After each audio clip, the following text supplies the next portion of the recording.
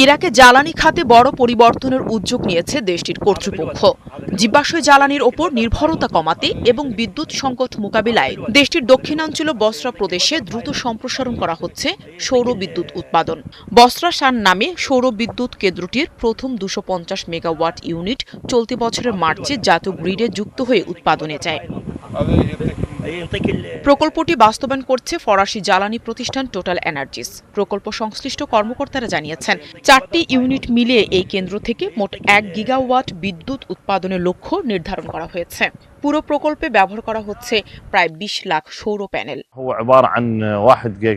প্রকল্পটি 1000 মেগাওয়াট ক্ষমতার, যা 4টি ইউনিটে বিভক্ত।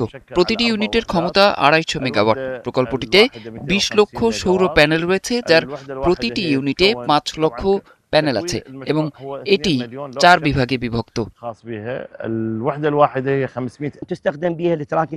ব্যবহৃত প্রযুক্তিটি সোলার ট্র্যাকিং সিস্টেম, সৌর বিকিরণ প্যানেলগুলোতে যাতে লম্বভাবে পড়ে তা নিশ্চিত করে।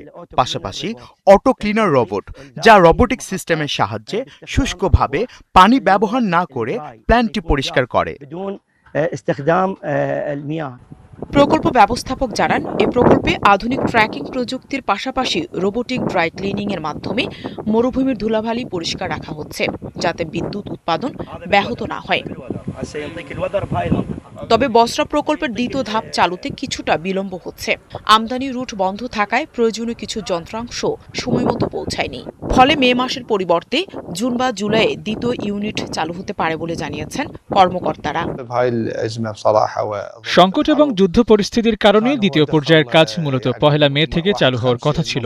তবে কিছু উপকরণ এসে না পৌঁছানো এবং কিছু আমদানি পথ বন্ধ থাকার কারণে দ্বিতীয় পর্বটি এই বছরের 1 জুন অথবা 1 জুলাই চালু হবে।